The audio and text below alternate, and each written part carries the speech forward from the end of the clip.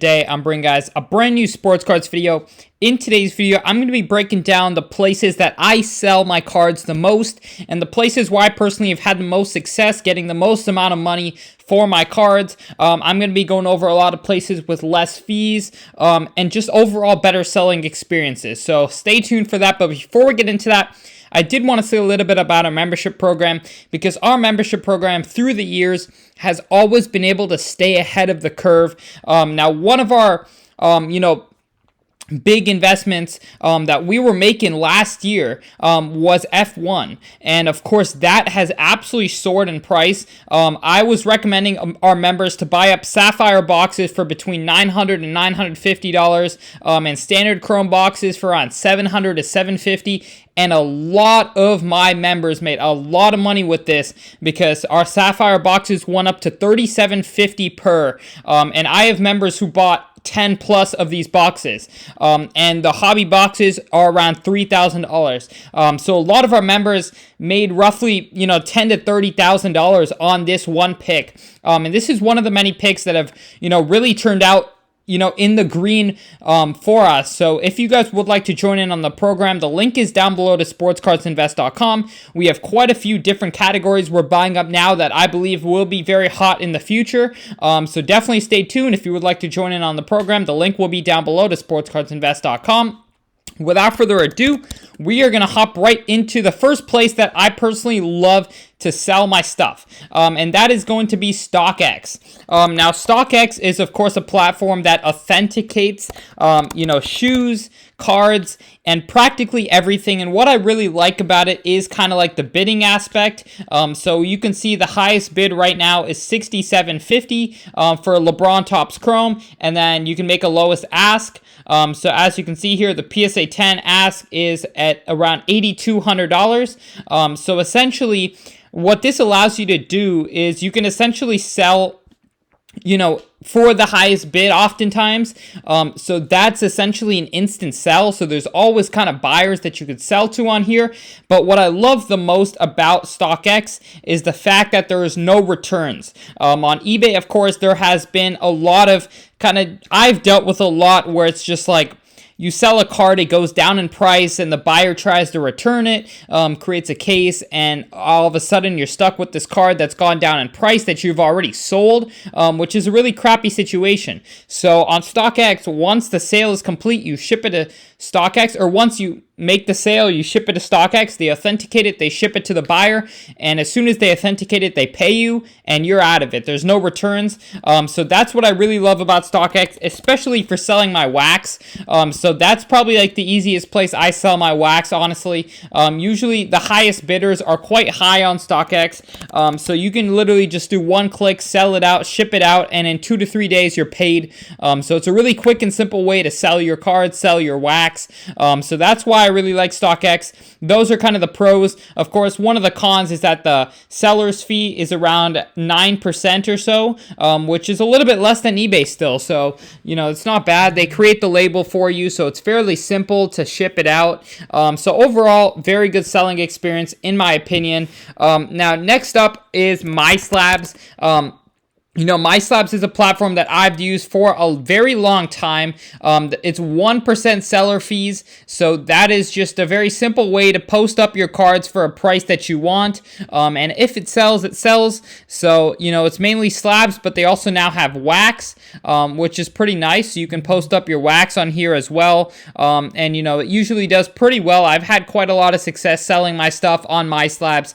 The only downside is it is PayPal goods and services. So technically, if somebody does want to cheat you, there could be a way they try to return it if it goes down in price.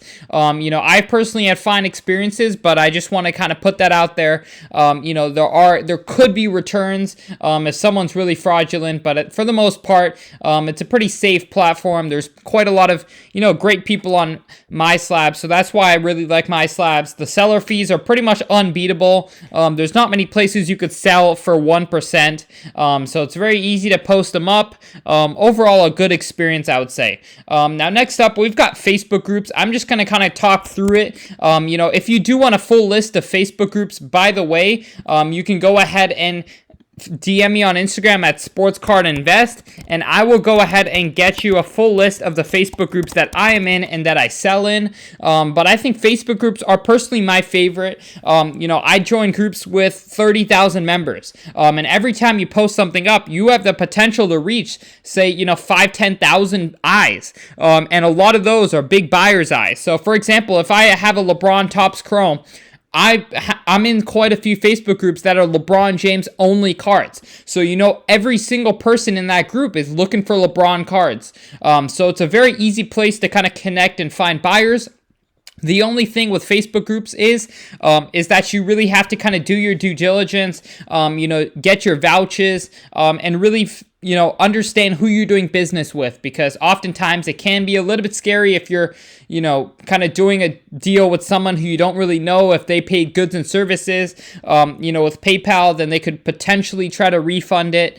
So that's the only thing I'd look out for. But in general, I think it's a very good opportunity, and you can build a lot of connections. And Facebook groups is one of the things to where the more you do business on it, the easier it becomes, because you know who's legit. You build a lot of connections with people, a lot of connections with buyers. Which buyers are looking for what cards. So it's overall very good experience.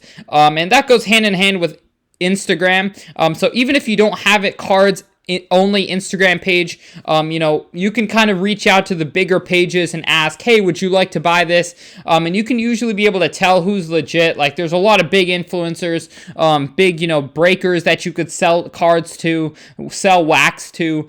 So I think that's really done well for me as well. I personally have a following on Instagram, so for me, it's easiest to sell on there just through my story. But for a lot of normal people, you can still sell, to normal, bigger influencers on Instagram.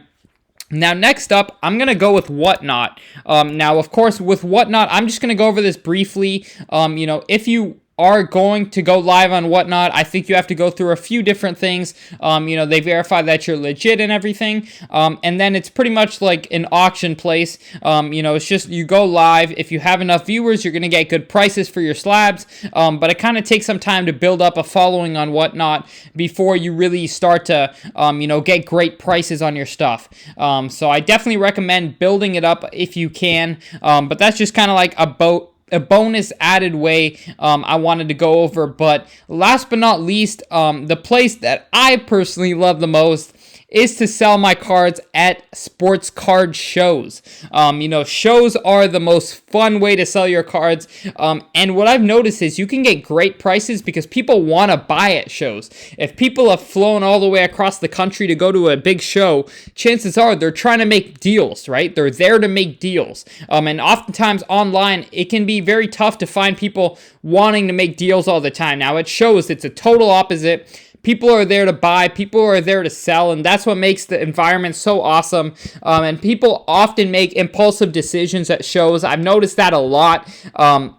If people just really want a card, they could overpay for it, or they could trade a lot for it. So I really just love to kind of do deals at shows. Of course, not saying take advantage of people. That's not what I'm trying to get across. What I'm just trying to get across is there are a lot of motivated buyers at shows. So if you're wanting to sell cards, take it to a local show, and chances are you'll find a buyer there. Especially for hot stuff, for wax, for all that type of stuff. There's always buyers. So I think sports card shows are my favorite, and if you're asking which card show, I think the quite obvious answer is the National, which is the biggest sports card show you can possibly imagine. It's going down next month, so if you're going to be there, definitely try to sell, definitely try to buy, make some moves, because it's the time to make your moves at the National. But thank you guys so much for watching this video. Once again, if you would like to join in on the program, the link will be down below to sportscardsinvest.com. But other than that, I hope you all have a great rest of your day, and I'm out. Peace.